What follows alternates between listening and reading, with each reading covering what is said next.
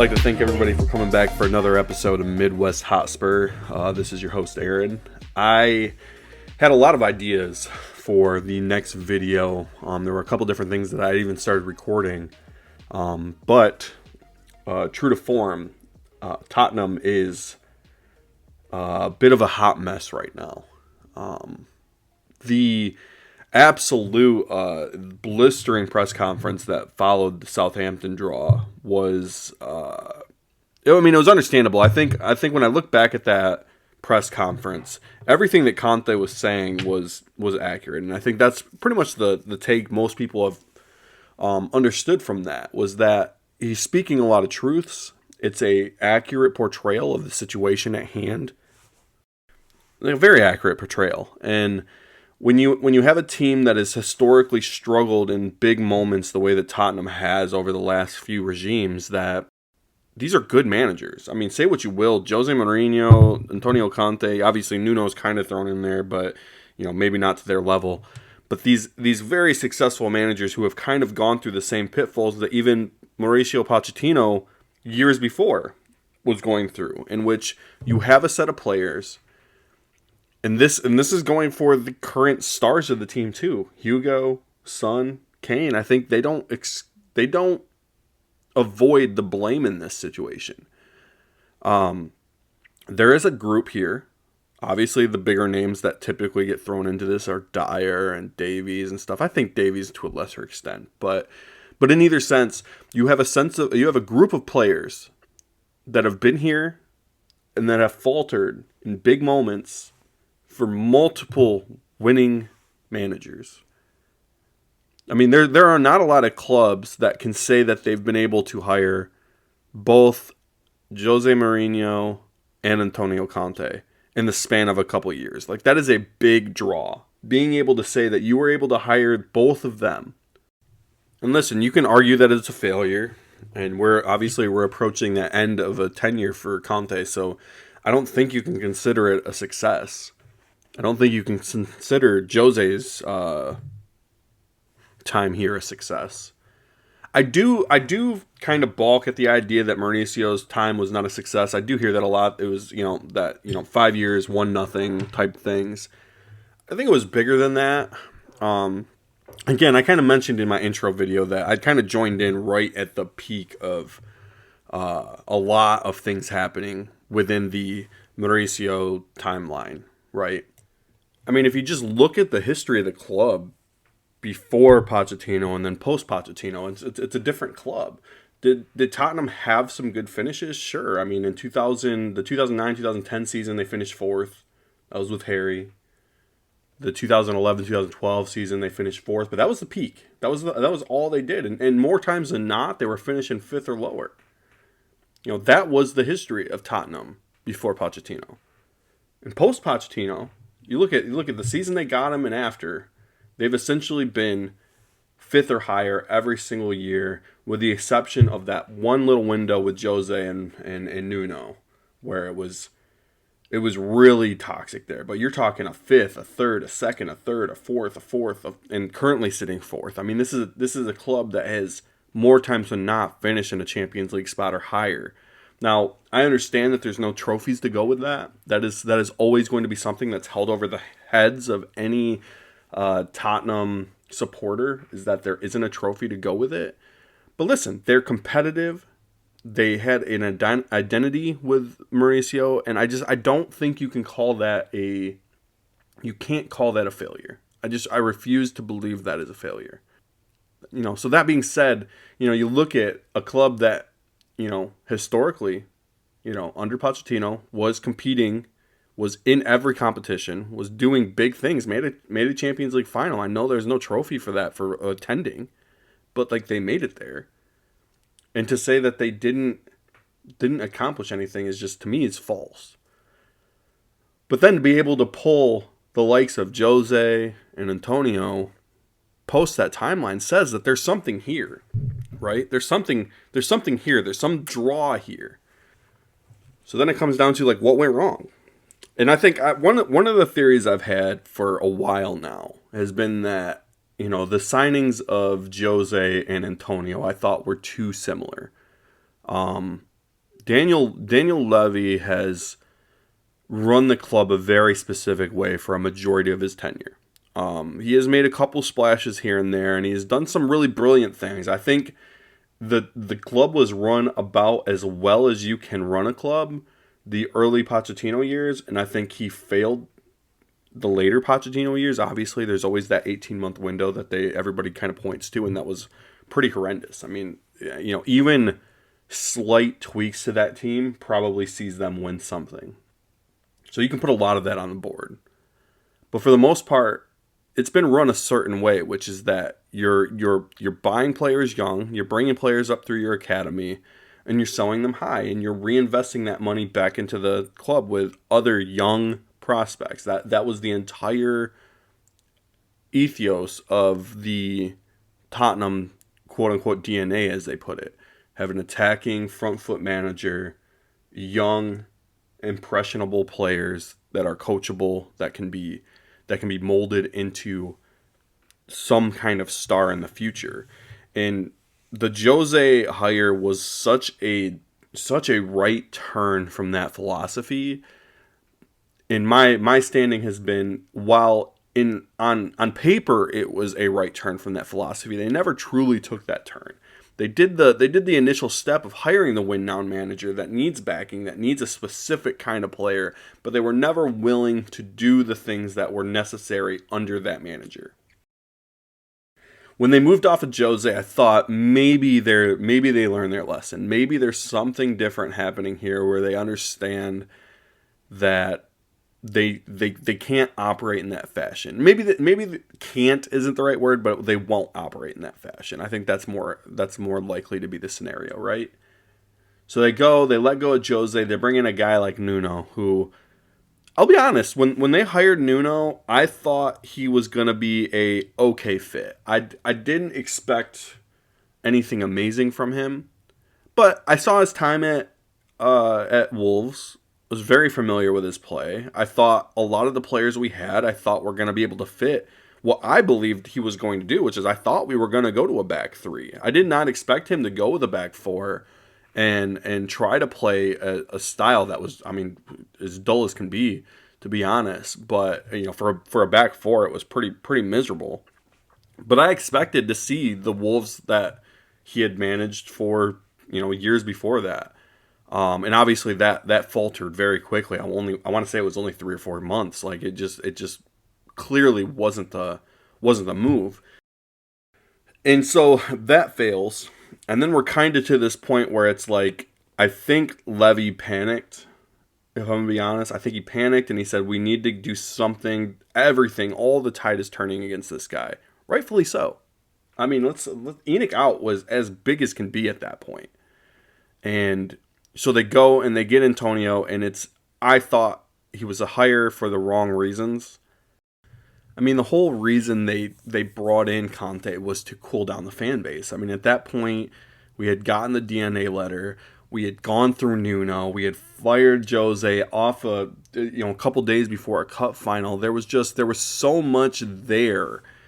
And just toxicity with what was happening within the club and how they were running it. And you could argue one of the worst run spells of time was that time, the end of Jose's tenure and through Nuno. It just felt discombobulated. It felt like they didn't quite know what they needed to do and how to do it. And so they go and they turn to Conte, who, again, terrific manager. Everybody's saying this is a brilliant hire. This is a guy that goes and he wins trophies. That's what he does everywhere he goes. And it's this perfect move. And I feel like Tottenham, they only did that because of the public pressure. That was the only reason they hired them. They didn't do it because they had this brilliant model and style picked out in their head to do these things. It was simply to get the pressure off the board with a manager that everybody would be able to support. Everybody. Now, I don't think the Conte hire was handled irresponsibly per se. I just don't think they went fully behind it. That's not to say he wasn't backed. I think they have backed Conte. I mean, I think that's the one thing that you can argue the extent that they've backed him, but I think it'd be very difficult to objectively say he has not been backed. When you look at the number of players both brought in and shipped out, I think it would be very difficult to say that he hasn't been backed. And I think to an extent, I think Conte has kind of stated that this was going to be a project. And when you look at like where the team was when Conte took over, that November of 2021, versus where it is today, I think you can say no matter what happens here with Conte, that the club is improved squad-wise. It's not perfect. There are still massive holes. Like this summer, they need at least one, if not two, quality center backs. I mean, 50 million plus signings, right? If they got one, I think that would hold them over for a little while, but I think they need two, especially if they're going back three still. And they need a goalkeeper, which is, again, probably going to be in that 50 million range. So you're looking at anywhere from 100 to 150 million in investment needed likely. But beyond that, I mean, I think you can look at the midfield group and you say with a healthy Bentancur, with PEH, who is honestly one of the other more divisive players in the squad. You've got Skip, you've got Basuma, you've got Sarr, who I really like Sarr. I think he's going to be really good here, and I think he gets some unfair treatment for that penalty in Southampton as well. But, the midfield's good. You've got solid attacking options. Like Harry, Son, if Son ever gets out of this weird frame that he's in right now, this bit of form, it's so up and down. It's just the ups aren't there. It's such a weird thing to watch a player who had been so consistent for so long just absolutely lose his mojo. And there's been some talk of is Perisic the reason? Does Perisic operate in the same area that Son would have, and that caused that problem? There's a lot of talk of that. But you have attacking options. You look at Kulusevski, you look at Richarlison, you look at a guy like Bryan Hill who will be back. And hell, you've got Arnaut Danjuma, who, I mean, Conte won't use, but he looks like a player that could be something. I mean, he's got Champions League experience, solid experience too. So you look at all these attacking options and you go, your attacking options are good. Your midfield's good. I think your wingbacks, if you decide to play wingback system again, I think you're pretty well set. I look at Jed Spence and I go, I don't know that Conte would use him, but I think some manager would. Absolutely. Pedro Porro looks a player. Destiny Udogie looks a player. I think there are options there. To where, you're looking at this, and I really think going into next summer, you fill two holes and you're in a really strong spot. So, barring that center back position, I think you can say he was backed. I mean, nobody expected Hugo to fall in this precipitous of a form. Son, nobody saw coming. Nobody did. If anything, I heard a lot of things saying the team should sell Harry Kane the windows before that, and Son would be the talisman for this whole club. That was the talk. That's how much confidence was in Son. So how did we get here? All this. We got a serial winning manager. We've got a squad that's a few players away. Really, I mean, it's not that far off. You've got a board who seemingly is getting players for that manager. What has gone wrong? And I think we go back to it's a manager that I never thought of as a long-term build manager. As much as Antonio said, this is a project. This needs multiple windows. This needs this, and this. Everything that was 100% accurate. Everything he said was accurate. That's what they needed. Multiple windows to build this thing. And they're on a trajectory where 2 windows away from now, likely, the build's complete. Let's be honest. I mean, you look at the number of players they've brought in versus the number of players they still need, and they are only a few windows away if they keep up with the same trajectory they've been on. It's only a few away. So what happened? And I think you got a manager that is away from home. Italy's his home country. His family's not here. He's had devastating relationships end. tragically. Just friendship after friendship end. You've got a club that is constantly looking at the clock with his contract. Every press conference. As many times as they says it's not a problem, they will talk in the offseason, blah, blah, blah. It's always the question. It's always the thing that comes up. And I really think the catalyst for a majority of this, if we're going to be honest, I think the catalyst for a majority of this was the cup exit. Say what you will about Champions League. I don't think they would have made it. Even if they beat Milan, I think that probably would have been the end of the road for them. I don't know that they were good enough to take on Napoli or any other draw they could have gotten. It does seem like it would have been Napoli, but I don't think they would have beaten that team. I've watched quite a few matches with Napoli, and the way they play, how fluid they are offensively. I just think that would have been a real problem for Tottenham defensively. So that one, it's a terrible way to go out. I think that was my biggest issue. I remember being very upset at the way that we lost, and don't get me started on the Davison Sanchez sub. That was pretty terrible in my book. I was in that moment Conte out immediately. Like, I could not understand how a team. I understand the situation. You're down a man that's not on the manager, that's on Romero. Why make that challenge the way you did? But either way, they're in that scenario. You're down a goal. You have to score, and you take off your best creative player, albeit he was in some pretty poor form. Like, he wasn't playing well. But you take off your best creative player for a defensive center back who is not going to contribute to a goal. And, to me, that was just such a negative sub. But even if they beat Milan, it doesn't matter. They're going to end. But the one that I think bugged me was the Sheffield United one. I think that was the catalyst to all this, because, say what you will, when you hire Jose, when you hire Antonio, you're hiring for trophies. You're not hiring to mold young players into stars. You're hiring for trophies. That's the entire catalyst of that moment. And there it was. I think the FA Cup was the single best route they've had since they were at a cup final with Jose and decided to sack him. I think that was the best opportunity they've had since then.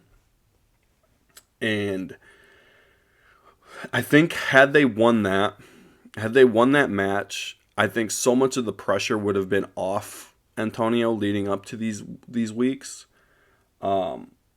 But that isn't what happened. I think it really left the club in a situation where they're not sure what they're doing. You have a manager that is likely going to walk. It's not guaranteed. Everybody says they're still going to talk and they're going to do all these things, but all the tea leaves say this guy's leaving at the end of the season. He's been away from his family. It's been a very stressful position. This has not been a position, manager of Tottenham Hotspur, of joy. This has been a position of aging. The guy is having emergency surgeries and having friends die and being away from his family. Very little joy is coming from this. So, I, like a lot of people, are assuming, listen, he's not going to remain beyond this season. So what are we doing? I think the pressure of that specifically is what led to a majority of this.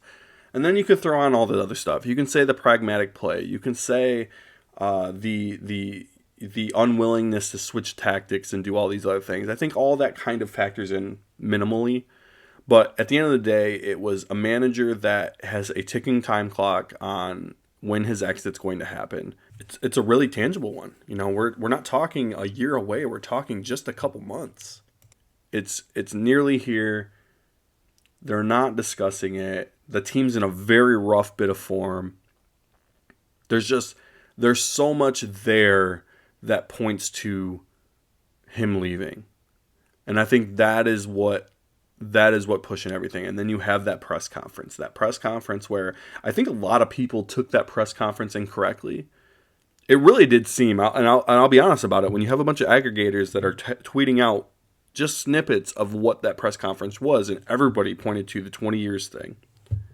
He's going after Daniel. He's going after Enoch. He's saying these guys aren't capable of winning. All that was coming up.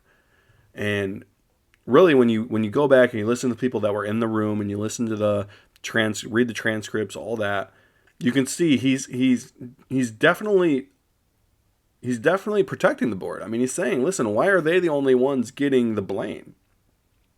And listen, I think there's also some truth to that. I think at the end of the day, I think Levy has made his biggest mistakes has been a lack of vision, and we're kind of circling back on that now. But his biggest mistake has been wanting to hire a certain kind of manager and then not match that kind of energy. Like, he's just not that. And it's been the thing that Harry Kane has said over and over again: match my ambition. Like, show me you want to be this kind of team. The thing is, you don't have to be Real Madrid. You don't have to be Man United. We have seen Man United do Man United things and be pretty terrible, right? We've seen them muck it up pretty well. You don't have to do that. You just have to be run well. Tottenham have done this before. They've run well. They've signed players that fit a system and built properly. They've done that before. That doesn't mean you have to spend $300-400 million a window. It doesn't mean that. But when you hire a guy like Antonio Conte, who is very specific on the players he wants, the fact is, he is a guy that will not use players that he does not feel like are his. At the end of the day, it doesn't matter how good they fit his system. I think Jed Spence and Danjuma are really good items to pull back the curtain on. And this is a guy that, I look at Jed Spence and I go, this guy is like, literally, if I had a die that was to build the perfect wingback for an Antonio Conte system, I think Jed Spence is kind of how it comes out, Big, fast, attacking minded, rangy, can do so much. He just seems like the exact kind of guy that all the successful wingbacks for Conte have been. And for whatever reason, whether it was because he wasn't, his choice or whatnot, but he wasn't going to use him, and when you have a manager like that and you spend money, you spend a squad spot, which I think is the bigger thing, is like you have a squad limit, like you have to register these players.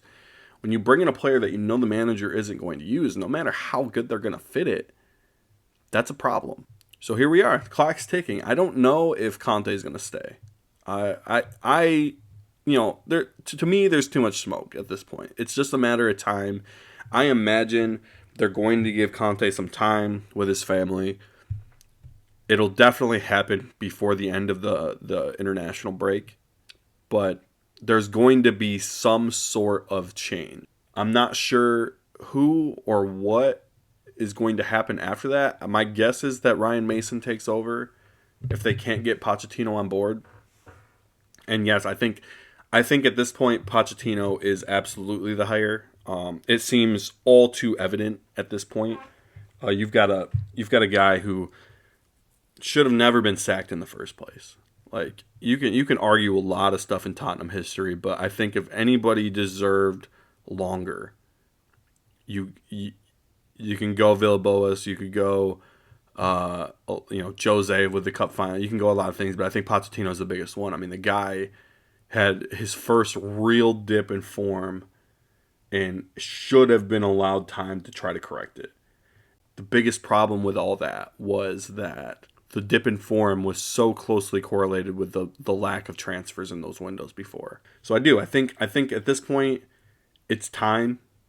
It's been a flirt back and forth between Pochettino and Tottenham since Jose left. When Nuno was hired, I think they wanted to hire Pochettino. I think he was the go-to, and PSG just wouldn't budge. You bring in Conte, and it was the same thing. Are you gonna get Pochettino? Are you gonna do this? And it ends up being Conte. And now we're here. It's the moment. Whether it happens this season or if Mason leads them the rest of the way and Pochettino comes in over the summer, I think he's the guy. I think he's who they're gonna go to. And I don't know if it's gonna work. I tend to believe, listen, if you pull the plug on Conte, you pull the plug on the entire thing. You have a lot of good young pieces here. I believe that, but I I look at a guy like Harry Kane, Youngman Son, Lloris. I think, cornerstones of this project. I think they're going to be. I don't know that they're going to be the players they are right now by the time the project comes full circle. And I think that's an honest conversation that they need to have. So, does Pochettino get enough out of everybody else to get the most out of Kane and Son? I think he could, but I don't know if he will. And I think that the fact that it's always a question of is Pochettino coming back is the biggest reason on why you have to bring him back. Get it out of the way. Because every manager that comes in until Pochettino comes back is going to have this over their head. This question, this looming thing of is this guy coming back? And I think it happened under Conte. I think had Pochettino come back when Nuno came back, and if it had failed, I don't know that it would have failed that quickly, but if it had failed and then they went to Conte, I think it's a different dynamic. And let's be fair, like I think it's genuinely a different dynamic had we already had Pochettino back. And it didn't work out. So here we are. We're at the point he's not employed by a club right now. I'm sure he would rather wait till the summer. I'm sure he doesn't want to jump in now. But if it's not now, it should be the summer, and they can go ahead and pre-announce that if they want. They can say, listen, starting July 1st, this man's the one in charge. Ryan Mason will take you the rest of the way. I think that's the move that likely needs to be made. That doesn't mean that there aren't better options. I think De Zerbi's one that a lot of people have linked to us, and I think he's the kind of manager that would make a lot of sense.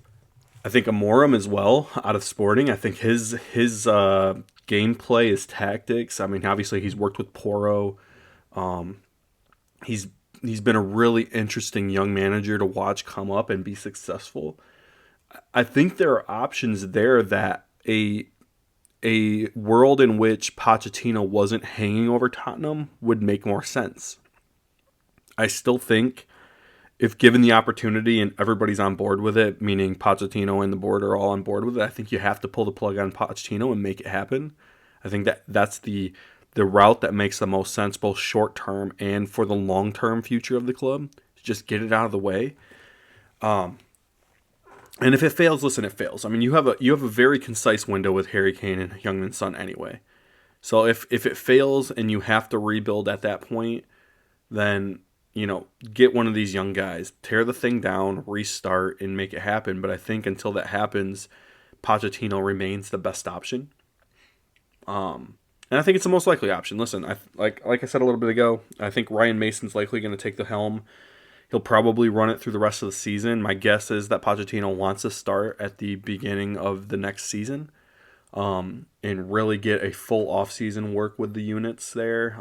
Probably doesn't want the pressure of making Champions League or not making Champions League in that spot. I don't know that that's a great way to kind of start things. Obviously, securing fourth would be a big hype going into the next year, but I don't know that you want to have that kind of distraction while you're trying to figure out what you want to do with the team. And I think it's good for Ryan Mason too. I think Ryan Mason has shown that he can steer the ship for a little while if need be. I thought he did fairly well in place of Nuno while he was, or in place of Jose while he was there. I think he's proven that he can handle those kind of moments. So listen. There's going to be a lot that goes down over the next couple days. I think it's going to be a very fluid situation. I think we could get a sacking message in a couple hours, and I think it could be a couple days. I think the one thing is for certain is it does feel like it's over. And I don't know if it's the right move. I kind of said that earlier. Is like I don't know if they should do it. I think I could be talked into Conte staying, and I do wonder if Conte didn't have this short contract, if things would be different, and it may. Who knows? But we'll see. There's only so much time in between now and then. I imagine whatever happens, it'll happen before the international break's over. I can't see them letting him come back to the club and them sacking him afterwards. I just can't see that. So I think it'll be very telling. I mean, if he returns from Italy and hasn't been sacked and the international break's over, I imagine he's running out the rest of the contract. I just, it seems very realistic at that point. And then who knows at that point? If he goes out the rest of the contract, so much can happen between now and then. They could secure top four, and then all of a sudden Conte's here for good. Like it's just, it's so wide open. But the good news is that we should know some kind of answer to all this before the international break is over in a week or so. So, this was just a quick podcast, I guess is what I'm going to call it for now, on the situation with Antonio and how Tottenham have run things lately. Like I said before, I have a ton of ideas for videos. This is just news that's coming up that I wanted to kind of touch on really quick, but we'll be launching something else as well here in the near future on a couple different items. So appreciate any support with the channel, guys. I really do. If you found this on YouTube, if you found this on Twitter, give me a like, give me a share, subscribe, follow, all the necessary things to grow a social media fan base. And listen, if you have any thoughts that are different from mine, put it in the comments, man. I'd love to hear it. I definitely can be swayed. I will say that I am one of the more fickle Tottenham fans. I believe that personally. I tend to believe that I can take a lot of information in and change my mind based on that information. And I don't know if that's a good or a bad thing, but it's a fact of the matter. So Twitter at Midwest Hotspur, on YouTube at Midwest Hotspur, and also Midwest Hotspur on Apple Podcasts. Feel free to take a look out, rate, review, subscribe, all the fun stuff. So again, appreciate you guys stopping by. This one was obviously not crazy long, but a little longer than most that I'll probably do, and it's been fun. I appreciate having you guys stop by. Thanks.